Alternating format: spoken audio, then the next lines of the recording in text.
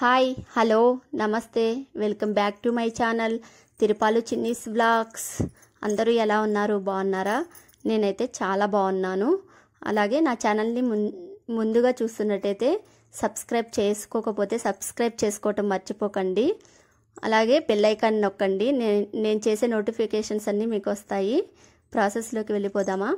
ఈరోజు నేను simple and టేస్టీగా పాలతో ఇంట్లో ఉన్న ఇంగ్రీడియంట్స్తో ఎలా రవ్వ లడ్డు తయారు చేసుకోవాలో ప్రిపేర్ చేసి చూపించబోతున్నాను. ఇది తినే కొద్దీ తినాలనిపిస్తుందండి. అంత టేస్టీగా ఉంటుంది. నోట్లో వేసుకుంటే వెన్నలాగా కరిగిపోతుంది. ప్రాసెస్లోకి వెళ్ళిపోదాం రండి. ముందుగా కడాయి పెట్టుకొని దాంట్లో 2 టీ స్పూన్ల నెయ్యి యాడ్ చేసుకోవాలి. కొంచెం వేడయ్యాక కిస్మిస్ వేసుకొని స్లో ఫ్లేమ్లో వేపుకోవాలి. వేపుకొని పక్కనైతే తీసి ఉంచుకోవాలి. అదే కడాయిలో 2 టేబుల్ స్పూన్ల నెయ్యి వేసుకొని, అది మన ఇష్టం అండి. మనకి ఉంటే నెయ్యి ఎక్కువ కూడా వాడుకోవచ్చు. నెయ్యి ఎంత ఎక్కువ వాడితే అంత టేస్టీగా ఉంటుంది ఈ రవ్వ లడ్డు. వేసుకొని నేనైతే 2 గ్లాసుల రవ్వని తీసుకున్నాను. స్లో ఫ్లేమ్లో ఎర్రగా వచ్చే వరకు వేపుకోవాలండి. కొంచెం టైం పడుతుంది. స్లో ఫ్లేమ్లో, లేకపోతే మాడిపోతుంది. స్లో ఫ్లేమ్లోనే వేపుకోవాలి. అలాగే మీరు రవ్వ లడ్డు ఎలా తయారు చేస్తారు కామెంట్ చేయండి. అది వేగుతుంది. ఇప్పుడు నేను కొబ్బరి తీసుకొని దాంట్లో విలాయచీ వేసుకొని మిక్సీకి అయితే పట్టేసుకున్నానండి. పట్టేసుకొని రవ్వ అయితే బాగా వేపుకుంటున్నాను. రవ్వ అయితే వేగిపోయింది. నేను 2 గ్లాసుల రవ్వకి 2 గ్లాసుల పంచదార అయితే యాడ్ చేస్తున్నాను. స్వీట్ తక్కువ తినేవాళ్ళు తక్కువ యాడ్ చేసుకోండి.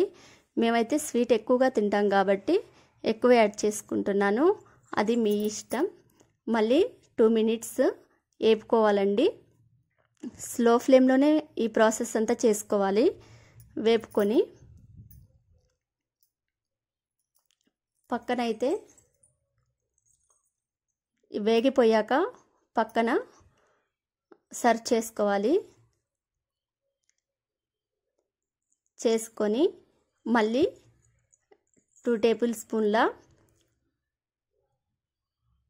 నెయ్యినైతే యాడ్ చేసుకొని నేను మిక్సీకి పట్టి పెట్టుకున్న కొబ్బరిని బాండిల్లో వేసి స్లో ఫ్లేమ్లో దోరగా అయ్యే వరకు వేయించుకోవాలి.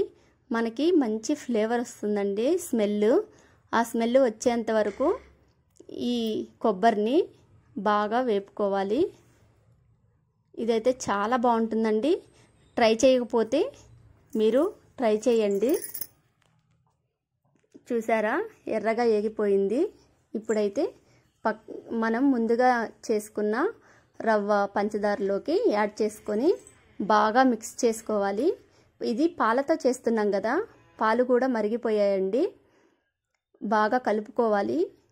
మొత్తం కలిసే వరకు స్లోగా కలుపుకొని చూడండి, కలిసిపోయింది.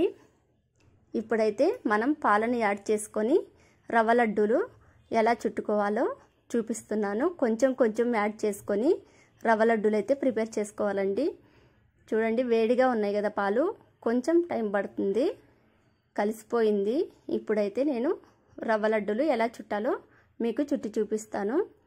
కొంచెం తీసుకొని బాగా గట్టిగా నొక్కుతూ ఉండలైతే ప్రిపేర్ చేసుకోవాలండి.